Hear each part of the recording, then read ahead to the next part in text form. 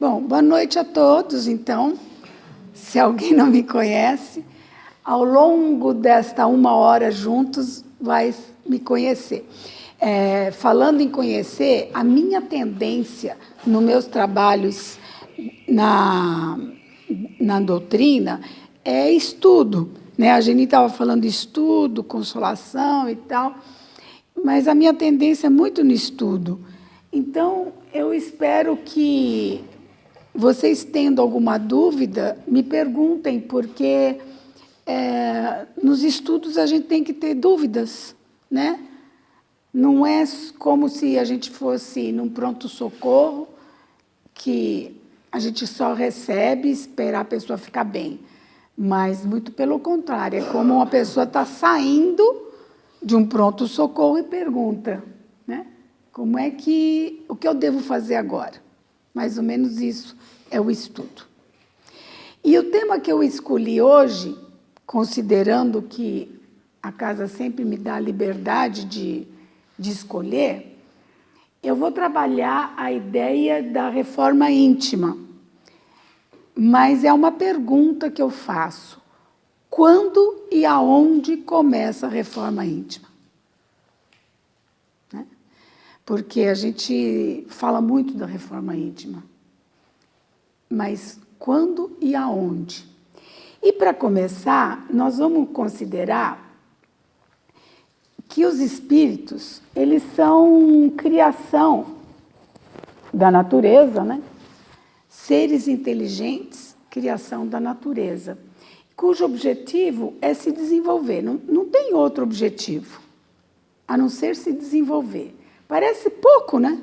Mas desenvolver é a coisa que a gente tem que ter mais cuidado. Por quê? Qual é o parâmetro? Como é que a gente sabe que está desenvolvendo, está crescendo, está progredindo? Né? Então, é sempre lembrando que nós somos seres inteligentes. E, como ser inteligente, nós temos que desenvolver a nossa moral. Então, inteligência e moral são as duas asas para o nosso crescimento. Inteligência, o que é inteligência? É um dom inato, ou seja, qualquer ser humano tem esse instrumento para se apoderar dele e fazer com que o desenvolvimento aconteça. Porque sem inteligência, eu não vou conseguir comparar uma coisa com outra, eu não vou conseguir fazer uma análise crítica, eu não vou conseguir. É a inteligência que me permite fazer tudo isso para que eu me desenvolva. Então, ela é uma faculdade. Se eu usar a palavra faculdade, vocês já vão saber do que eu estou falando. É um instrumento inato, ou seja, ele é de qualquer ser humano. Deus é tão justo, né? Quando a gente fala que Deus é justo, por quê? Porque ele deu a todos, qualquer ser humano do planeta Terra, ele tem inteligência. E o que é moral? Moral já é uma conduta de regras que são estabelecidas para que nós possamos resolver a nossa própria moral. Mas são condutas estabelecidas por quem? Pelos próprios seres humanos. Então, em toda e qualquer sociedade tem regras. Para que a sociedade viva em harmonia, cada sociedade vai estabelecer suas regras. E a gente sabe que uma regra no Brasil é de um jeito, na Argentina é outra, na China é outra. Cada país, cada comunidade, cada estado, cada agrupamento de pessoas monta suas regras. E é a partir daí que começa, queira ou não queira, os conflitos. Porque eu acho certo, porque eu não acho certo, que tem que ter essa regra, tem que não ter aquela regra. Mas são exatamente essas regras que faz com que a gente, permite que a gente vai refletir sobre alguma coisa, será que é correto? Será que vale a pena? Né? Muitas coisas a gente já pode até lembrar. 10 anos atrás era uma regra para uma família, por exemplo. 10 anos depois, aquela regra já deixou de ser. Né? Muda, as coisas mudam. Então, onde que está a certeza das coisas, né? Allan Kardec, na pergunta 85 do Livro dos Espíritos, ele faz uma pergunta. Na verdade, nem peguei a pergunta. Eu vou colocar o que ele informa. Ele fala que o mundo espiritual precede o mundo material. Vocês concordam? Até aí? Porque o que ele está colocando ali na questão 85 é: quem vem primeiro? O mundo material ou o mundo espiritual? E é o mundo espiritual que vem primeiro. Ele cria, Deus cria os espíritos. Então, significa que a sociedade dos espíritos encarnados se organizam antes do mundo corpóreo. Então, quando a gente fala família espiritual, mundo espiritual, tudo vem primeiro do corpóreo. Então, uma questão que a gente pode se fazer como é que as famílias espirituais se agrupam? Porque se aqui existem regras, normas, para desenvolver a moral, será que existem também regras... Não, desculpe, aqui a gente tem regras para desenvolver a moral. E será que existe essa mesma necessidade no mundo espiritual? Ou nós vamos ficar só com uma das asas, que é a inteligência? Porque, vou retomar, eu falei que nós temos duas coisas para desenvolver, inteligência e moral, aqui no planeta Terra, quanto corpo. No mundo espiritual, nós vamos ficar só com a inteligência. Porque nós não vamos ter que seguir regras. As regras são terrenas. Tanto é que quando se fala em faculdade, que é uma aptidão inata, a moral não é uma faculdade. É uma faculdade? É uma aptidão inata? Não, a inteligência todo mundo tem inteligência. Mas a moral é uma coisa que a gente conquista, a gente convive com essas regras e a gente se desenvolve. Por isso que ela não é universal. O que é universal são as faculdades como um todo. Nós temos 38 faculdades, entre elas a inteligência, que é comum a todos. Quem não está acompanhando esse detalhe das faculdades, se quiser me perguntar, me pergunte. Porque eu estou falando porque eu sei que a maioria já ouviu esse assunto aqui. Então, nós vamos por uma coisa que se chama educação comportamental, porque o reencarnante tem como parâmetro levar os espíritos a se organizarem como família, para que o reencarnante entenda, aprenda, né, da onde ele veio, para que ele veio, qual a finalidade da vida dele e para onde ele vai. Me parece, como educadora que eu sou, que isso é o principal na educação. A gente pensa, quando é família, principalmente quando é mãe, né, novata, que é dar de comer, beber e dormir. Higiene, trocar fralda, comida, papapi, põe na escola. A gente pensa que isso é o máximo. Mas, na verdade, aquele ser, lógico, isso garantido, comer, beber e dormir, ele precisa saber o que ele está fazendo nesse mundo. desde pequeno.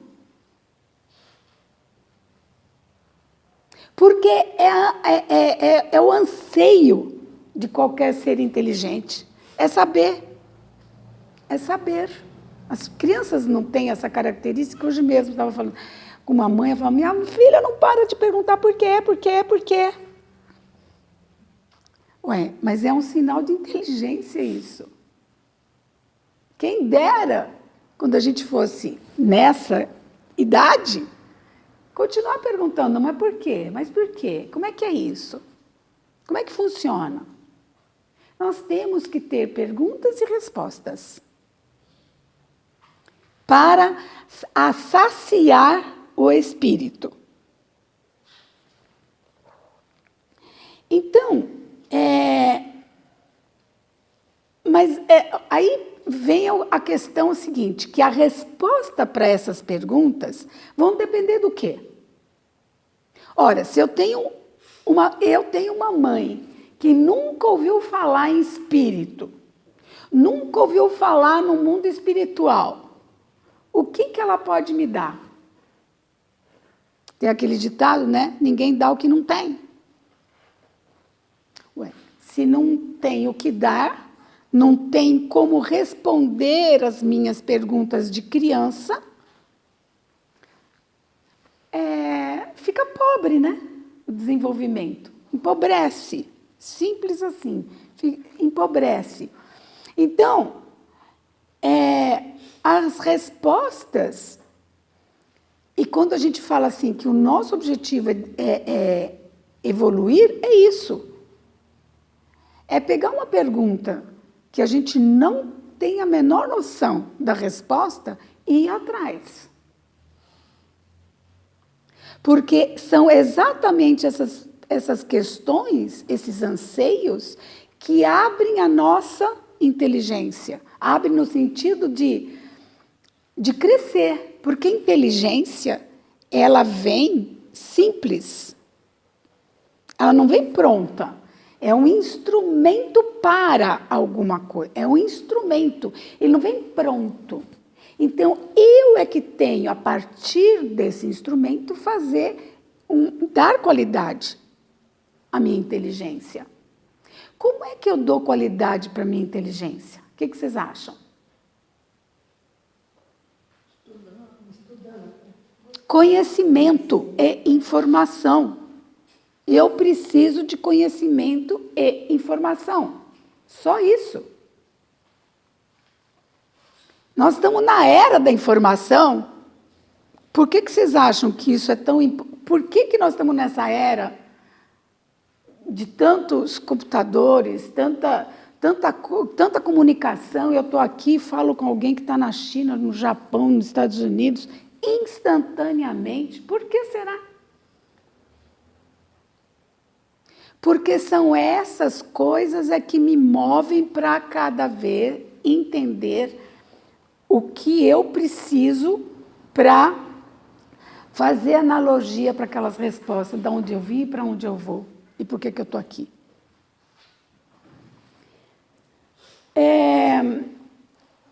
Deixa eu ver aqui uma coisa, peraí.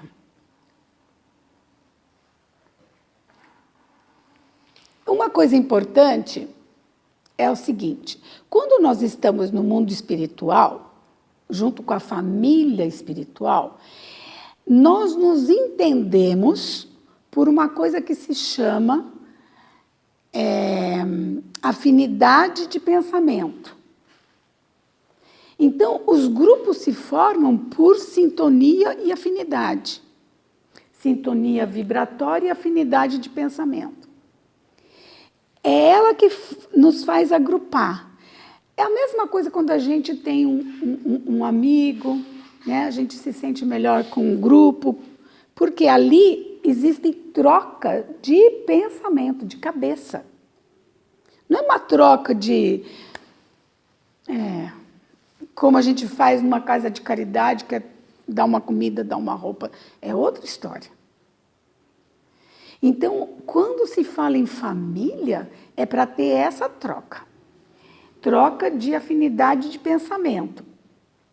Por exemplo, nós falamos que 10 anos atrás, 20 anos atrás. Eu trouxe como exemplo as diferenças sexuais, que são transitórias. Né? Há um tempo atrás, uma coisa que não era bem aceita numa sociedade, hoje nem se percebe. Né? Mas isso por quê? Porque no plano espiritual existe uma hora em que você trabalha com o sexo feminino e outra encarnação você trabalha como sexo feminino. Então, quando a gente tem essa informação, a gente já entende como que acontece as afinidades de pensamento. Por quê? Porque com a afinidade de pensamento já não tem nada a ver com bonitinho, feinho, alto, baixo, gordo, magro. Tem nada a ver com isso mais. Tem a ver com o quê? Com a alma de cada um. Então, a alma é que vai se afinar, vai se entender com a outra alma. Entende? Então, as coisas mudam quando começam a se perceber essas coisas, essas situações. Então, o relacionamento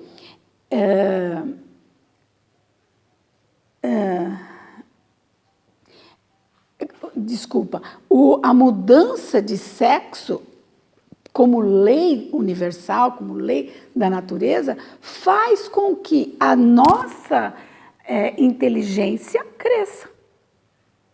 Então, nós temos instrumentos. Só que uma coisa puxa a outra. É o entendimento que vai te fortalecer. Então, essas são o que a gente aprende como comportamento das mudanças. Aí nós temos a educação em nível de família espiritual.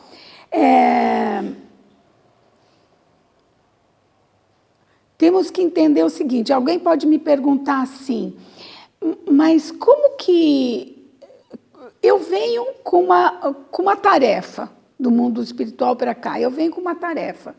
Aí eu não posso mudar essa tarefa, quer dizer, eu sou obrigado a seguir esse plano, esse projeto? O que vocês acham?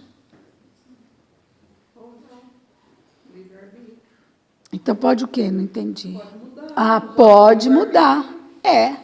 Por quê? Porque todo e qualquer adaptação ou planejamento, ele não é concluído, ele não é fechado, não tem um ponto final.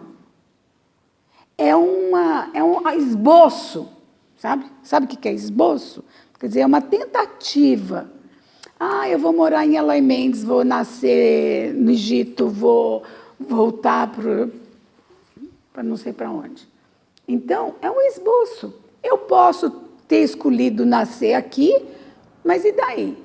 Aí eu vou embora daqui, vou morar em outro país. Muda tudo.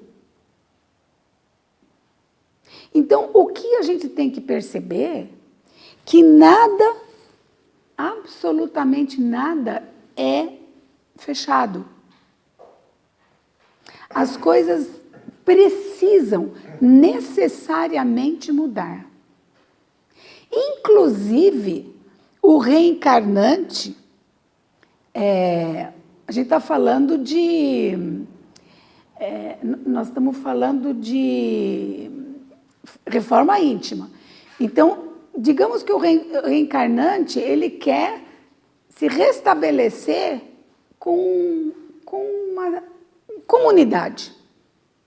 Não, eu preciso nascer de novo lá em Eloy Mendes, porque o negócio é o seguinte, na minha época, eu não fiz direito, muita gente se prejudicou, então eu vou lá para consertar tudo.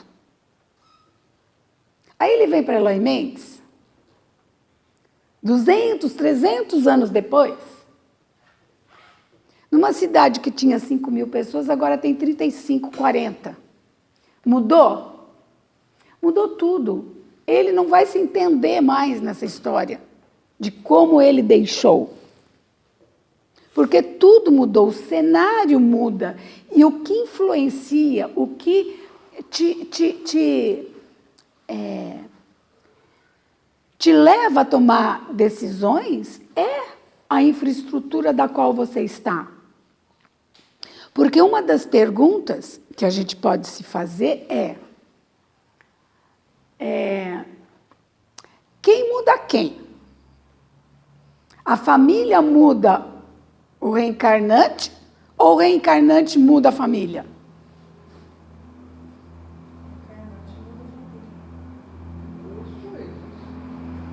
Ou? As duas coisas. A família tem um peso maior que um, mas ele também influencia.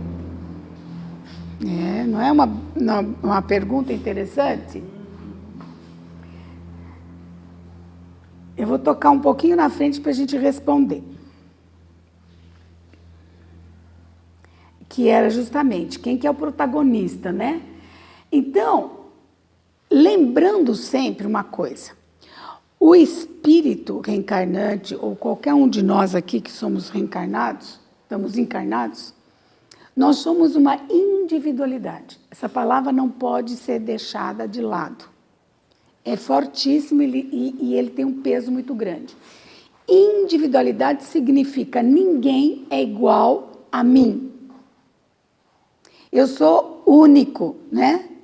Eu tenho a minha bagagem, ninguém tem a minha bagagem. E, aliás, a própria bagagem minha pode ser modificada. Então, não tem nada estático. O planeta Terra gira. Aliás, você mandou um vídeo hoje, né? Que ele fala que o planeta vira a 300 e não sei quantos quilômetros por hora. Quer dizer, nada fica parado. Nós estamos com a ilusão que estamos aqui sentados e está tudo parado. Nós estamos em cima de uma bola que está girando a quilômetros por hora. Mas tudo bem. A pergunta é, quem é o protagonista? Né? Então, a individualidade, que é o quem pensa e quem enxerga e quer fazer as mudanças, ele é responsável por ele, nas escolhas e nas mudanças que ele vai fazer. Responsável. Só que cada ação dele vai gerar uma reação no grupo. Nem que seja aquele, não te aguento mais. Nem que seja essa. Mas reage. Ah, então você não me aguenta, então vou embora. Pronto. O outro chora. Ah, porque não sei o quê, papapi, papapá. Quer dizer, toda ação tem uma reação. E, na verdade, são as reações que nós temos que administrar. Se alguém falou, se o outro respondeu, se o outro xingou, o outro foi embora, o outro não gosta de mim, eu tenho que saber administrar. Agora, se sou eu que vou embora, eu também tenho que administrar. Porque todos precisamos crescer. E se a gente não vivesse em sociedade, não teria como crescer. Porque é justamente os contrários, por ninguém pensar igual, por todos sermos individualidades, é exatamente por isso que todos crescem. E muitas vezes a gente acha que ele foi ingrato, não sei o quê, aquelas coisas, né? Mas tudo bem. Se a gente perceber que a pessoa é livre para tomar as decisões que queira,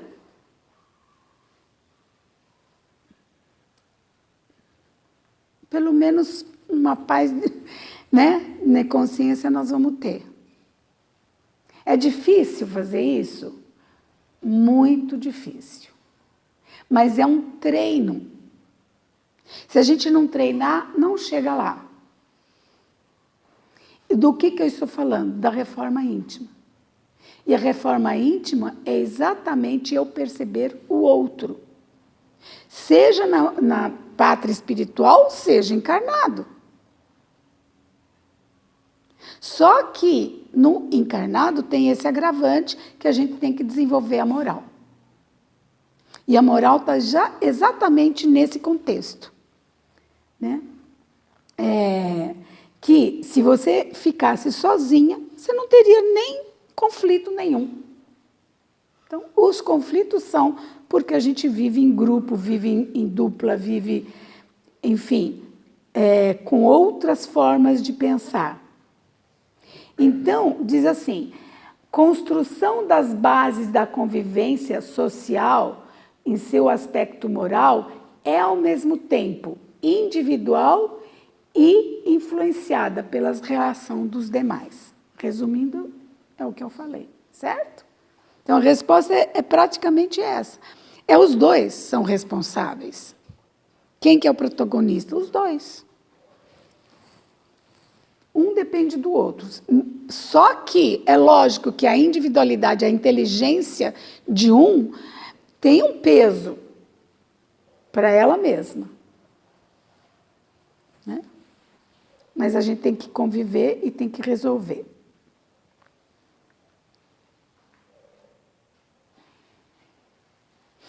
E vocês estão muito quietinhos, né? Mas, de qualquer forma,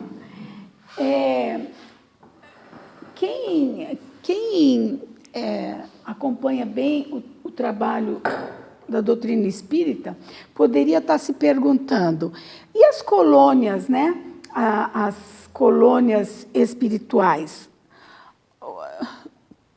como que elas vão atuar? Como é que elas atuam? Nós sabemos que existe afinidade de pensamento, mas eles se agrupam. Como é que funcionam as colônias espirituais? E se você pegar o Livro dos Espíritos, tem uma pergunta, 87, que faz o seguinte, Kardec pergunta: os espíritos ocupam uma região determinada e circunscrita no espaço? Quer dizer, o espaço está ali, né? O céu é aqui na região norte, na região leste, na região... Onde que está essa colônia?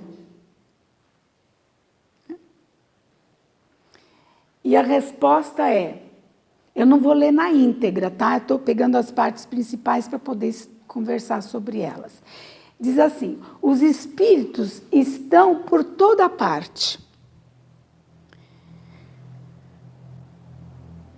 sempre do vosso lado, observando e agindo sobre vós, sem que vocês percebam, porque os espíritos são uma força da natureza. Olha só, eles estão em todos os lugares, não precisa ser aqui, ali, mas estão circulando. E se eles estão circulando, eles estão agindo sobre nós sem a gente perceber. Por quê? Porque eles também estão crescendo. Eles também, de uma forma ou outra, vivem em sociedade. Eles também se afinam por sintonia vibratória e afinidade de pensamento. Se eu penso sempre coisas negativas, eu atraio espíritos que estão na mesma frequência. É lógico. É muito lógico. Começa a chorar para você ver se alguém que está no teu lado não chora também. Chora ou não chora? Você chora, o cara que vai ficar do teu lado vai chorar também e se junta. Né? Começa a contar piada e rir, o que vai aparecer? Gente que está rindo, que está feliz, papapá. Então, essas afinidades é o que está escrito na resposta no Allan Kardec. Eles estão em todos os lugares e se afinam. E o que mais me chamou a atenção, ele diz assim, porque os espíritos são uma força da natureza. Então, para mim, é perfeita essa resposta. Porque eles são uma força da natureza. Quando eu falei das faculdades, que nós temos 38 faculdades, e uma delas é inteligência, quando ele fala em força da natureza, é uma outra faculdade, que chama força de vontade. Todos nós temos esse instrumento. Nós já nascemos tendo isso como capacidade de tomar. Nós temos essa força dentro de nós, força de vontade. Quem não alimenta a força de vontade, não vai fazer mudanças no seu comportamento.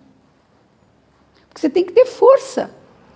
É que nem andar e correr, você precisa comer muito, ter muita energia.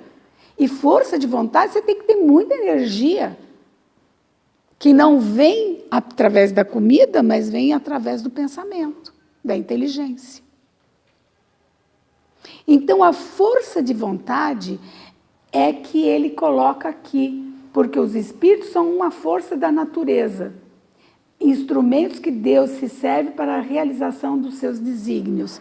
Porque um dos desígnios é a gente chegar o mais perto possível dele. Como? Crescendo, evoluindo. Com o quê? O que eu tenho de instrumento para crescer? Minha inteligência e minha força de vontade. Então, repara que força de vontade e inteligência, mais uma vez eu insisto, é uma faculdade. A moral não é faculdade.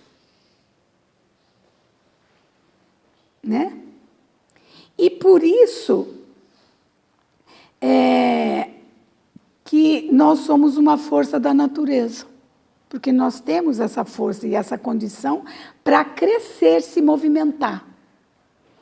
Como tudo se movimenta, nós temos que nos movimentar. É difícil considerar que movimento é uma condição ímpar, é uma condição maravilhosa para a gente crescer? O que vocês acham? Sabe por quê? Porque, às vezes, a lei do menor esforço, né, a gente não quer nem se mexer. Quer sentar e lá ficar. Isso fisicamente. Imagine a inteligência. A gente não quer mudar o jeito de pensar, a gente não quer mudar nossos valores, a gente não quer mudar nossos conceitos. A gente não quer mudar nada. Está tudo bom assim. Né? Então,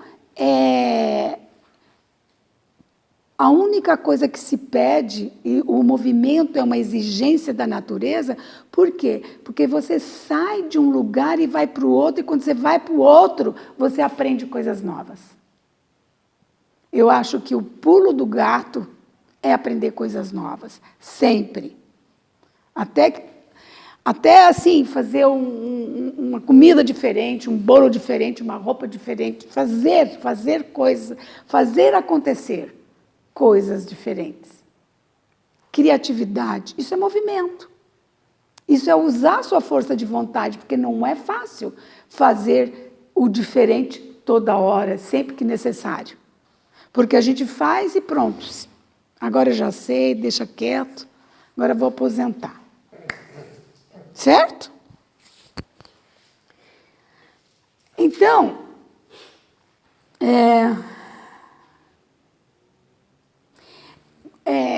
uma outra coisa que a gente capta dentro das informações do Livro dos Espíritos é que nós temos uma inteligência, já nascemos simples e ignorantes nesse sentido. Inteligência, ela vem para você fazê-la crescer. E quando ela não cresce, a gente vê a realidade fragmentada. O que é fragmentada? Realidade fragmentada. É a mesma coisa, alguém vem e te conta uma história. Porque, olha, meu irmão fez isso, ou meu tio, ou meu filho, e conta aquela história toda de vítima de alguém que te fez. Você, que tem uma inteligência fragmentada, o que você faz? Pode falar. Toma como verdade. Toma como verdade, toma partido. Toma partido. Por quê? Porque você não percebe que o que o outro está sentindo nem sempre é a verdade. Você tem que ouvir o outro lado. E às vezes você ouve o outro lado e não chega a conclusão nenhuma também. Porque a sua realidade você faria diferente das duas partes. Então, a gente não o fragmentado é isso. Então, a gente não deveria tomar partido nesse sentido.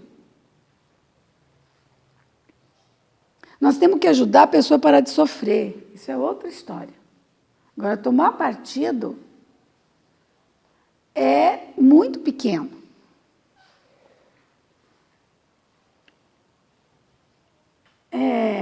E quanto mais a gente evolui nessas questões do entendimento, mais complexo fica a nossa condição de entender o que eu vim fazer nesse mundo. É complexo, não é tão assim. Não é uma coisa simples. Então, nós precisamos nos debruçar nas mudanças mesmo, no novo, procurar o novo, porque o novo vai nos dar respostas novas. E aí a gente vai parar para pensar, puxa vida, será que é isso mesmo? Veja bem, nós estamos num mundo cada vez mais tecnológico, competitivo. O conhecimento científico alcançou patamares incríveis, né? E inclusive a parte espiritual, não estou falando do espírito, mas espiritual, né?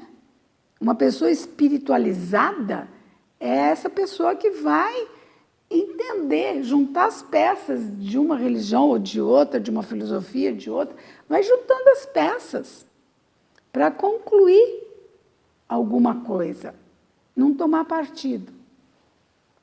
E aí,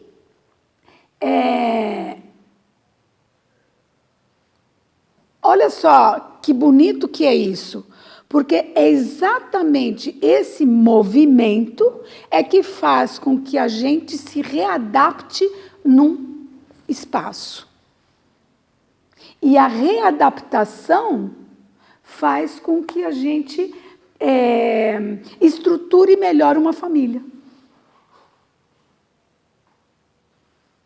Estruture melhor uma família. Então, quando a gente pensa, nossa, vou fazer uma reforma íntima, tal, o intuito é fazer o melhor para aquele núcleo familiar, para que esse núcleo seja forte no sentido de dar condições a todos os integrantes daquele núcleo para crescerem nessa condição. Fortes, na condição de entender a vida, não ter medo de viver e seguir com esta missão humana que é crescer. Né?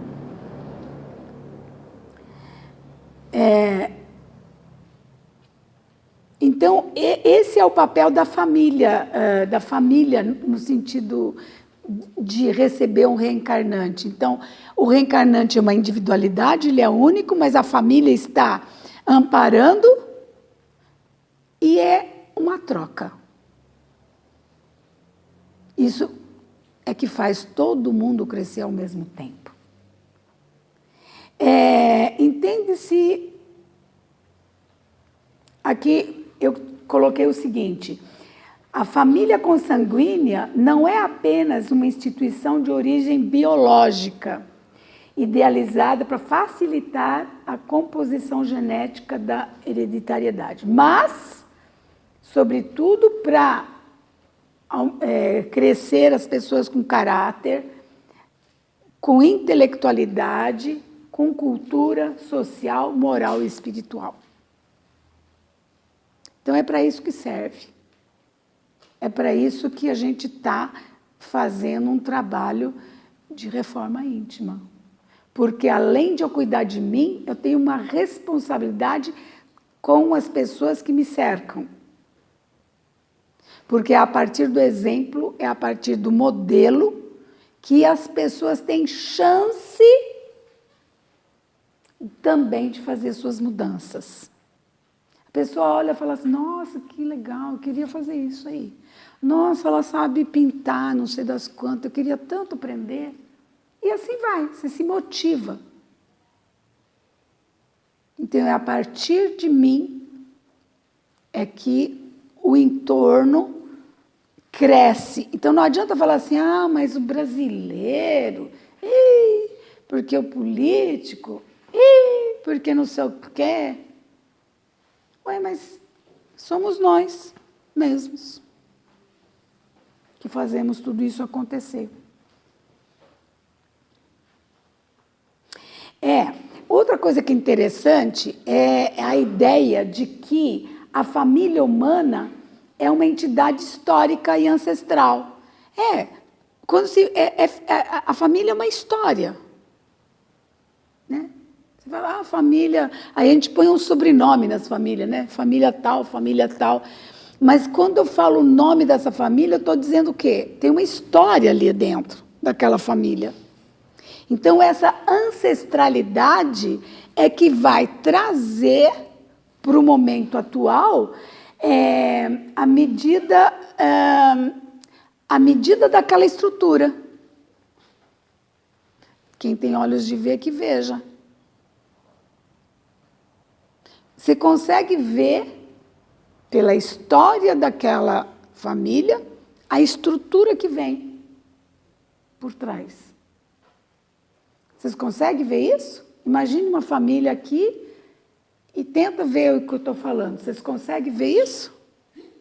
É difícil? Não? Você enxerga uma família assim? Você consegue ver a estrutura daquela família? Da sua? Começa por aí, já começa a ver as diferenças, né? Mas você percebe a estrutura daquela diferença. Se ela é uma estrutura forte, se é frágil, se é uma estrutura com alguns itens morais mais arraigados ou menos arraigados. Né? Tudo isso que nós estamos falando, quando você vê a história de uma família, você já consegue pegar essa linha. Não é? É um treino. O princípio da dignidade humana se verifica na entidade familiar, que é encarnada como verdadeira comunidade de afeto e de ajuda mútua, e não como fonte de produção de riqueza. Que, aliás, se a gente fizer uma comparação histórica das famílias de 50 anos atrás, eles tinham filho para quê?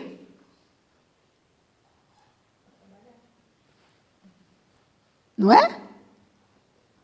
Trabalhar, para ajudar, sei lá o quê, na família. Tudo era... Oi? Ajudar no orçamento. Ajudar no orçamento. As próprias profissões dos filhos eram seguidas. Se o pai era uma coisa, o filho tinha que ser aquela coisa. Né? Oi? E ai se não fosse. Era expulso, né? Da casa, da família. Né? Você não seguiu minha carreira. Eu fiz tudo por você. E isso quando escolhiam um para estudar e os outros ficar trabalhando. Era difícil, né? Muito. Então, é isso que mudou, porque agora a família tem uma noção de afeto mesmo, tem uma noção de ajuda mútua. Então, hoje, vocês acham que hoje essa mudança veio para melhor ou para pior? Em certos pontos foi para melhor. Por que certo ponto? Porque hoje é tudo mais livre, né? É tudo muito mais livre. Depende do pensamento de cada um, das escolhas de cada um. Não, mas não é isso. A pergunta é, você olha 50 anos, nós fizemos um paralelo. A ideia vem por aí. 50 anos atrás, tinha toda uma moral social que tinha que ser seguida.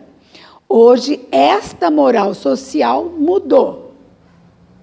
foi para o afeto, foi para a compreensão. Olha, se você quer, vai mesmo, né? Mais ou menos isso que se usa hoje na área educacional. Tem liberdade de escolha. Então, o que era melhor? O que era antes ou o que é agora? Era agora, porque antes Então, parece, não parece assim para nós que agora se respeita mais a individualidade?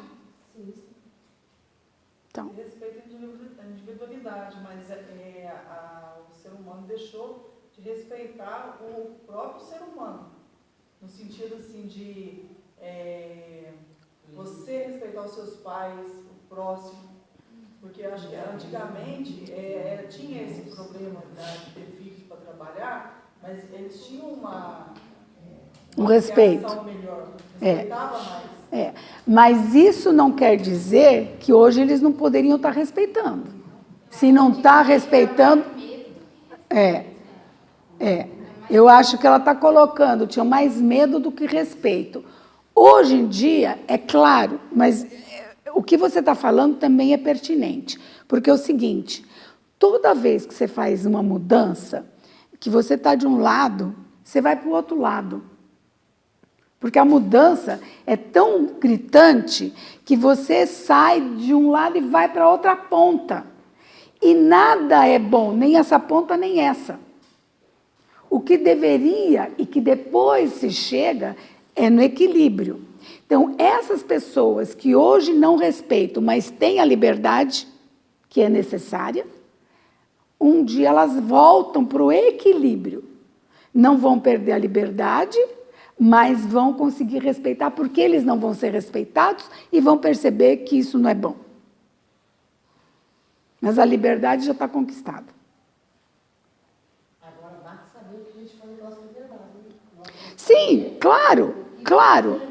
É por isso que eu digo, o equilíbrio cada um vai achar depois. Mas o que não pode, é o que ela falou, é fazer as coisas por medo. Porque tem alguém mandando sabe, te impondo situações e não permite que você erre e você acerte. Oi? Oprimindo, perfeito. A minha família, por mais que nós estamos evoluindo e crescendo, eu estava até comentando aqui, a minha família é muito assim, tradicional, uma moral, aqueles crenças militantes. Por exemplo, eu sou excluída da família. Sou excluída justamente porque eu me afastei da religião deles, que vem lá de muito tempo, e eu estava sem lugar nenhum. A hora que eles souberem que eu estou aqui, Eu imagino. mas o importante é que eu estou sentindo Claro, agora. claro. Antes eu não tinha essa coragem de dizer não, sabe? Não aceitava.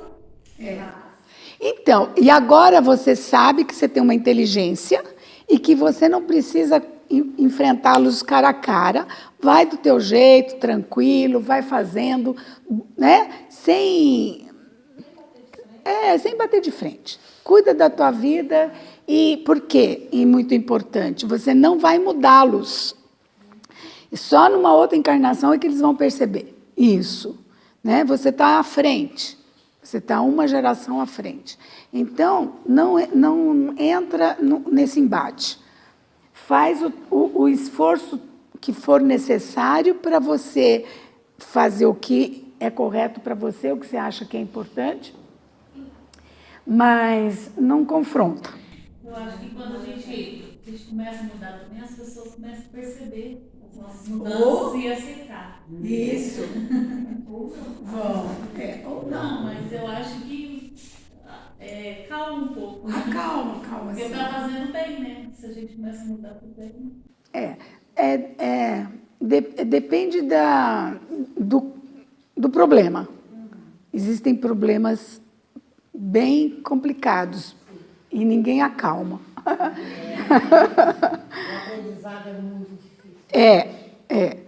Mas para nós que estamos aqui, o importante é ver isso, é perceber que a gente tem condições de crescer e que a gente não vai ser possível fazer o outro entender o nosso próprio crescimento e que a gente tem que saber, que é um aprendizado também, deixa quieto, fazer devagar, sabe? E lentamente. Isso é um aprendizado também. Porque se a gente se revoltar, a gente, bate de frente e não leva para lugar nenhum. Tem que ter, a gente chama de bom senso, para conseguir fazer o que você acha que é certo. Também tem que ter bom senso. Maturidade, né? A palavra que eu acho que é mais correta. Então, só terminando esse raciocínio simples aqui, é que um pai, mãe modernos não ficam só com essa coisa de cuidar da parte física, escola, o gasto mesmo, né? Que se nós fôssemos ou estivesse no mundo, o mundo desenvolvido, o ser humano como um todo, talvez a gente nem precisasse de uma família que assegurasse a nossa parte material, tipo pagar comida, pagar escola, pagar roupa. De repente, uma instituição governamental faria isso. Aliás, tem países bem desenvolvidos, que a gente chama que são países que não existem pobres. Por quê? Porque essa parte é assegurada pelo governo. Entende? Nós poderíamos chegar lá também. Olha como uma coisa puxa a outra. Então, terminando mesmo, vou ler aqui para vocês.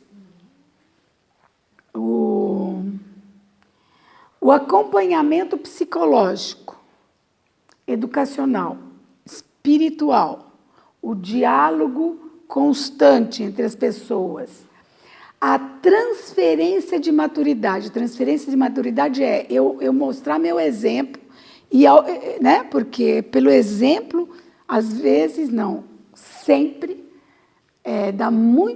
dá mais resultado que 1000 palavras. Né? O exemplo, lição de vida, participação efetiva nas escolhas, no esporte, na academias, enfim, em qualquer situação, vai levar para um acompanhamento saudável, grande, de uma forma de crescimento. Então, tudo isso quer dizer que é estar sempre se renovando e se conhecendo para acompanhar as gradativas mudanças dos filhos, dos outros. E preparar o ser humano intelectualmente equilibrado, para que obtenha novos valores para a vida em sociedade. Por quê?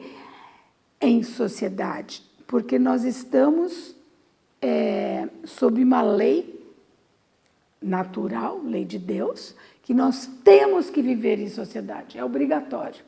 Ninguém avança sozinho. Né? Então, nós temos que valorizar a nossa sociedade a partir de nós mesmos. E com isso, eu termino o meu trabalho de reforma íntima, que é em qualquer situação, em qualquer lugar, encarnado, desencarnado e tudo mais. É do espírito, é da alma, é do conhecimento e da informação. Ok?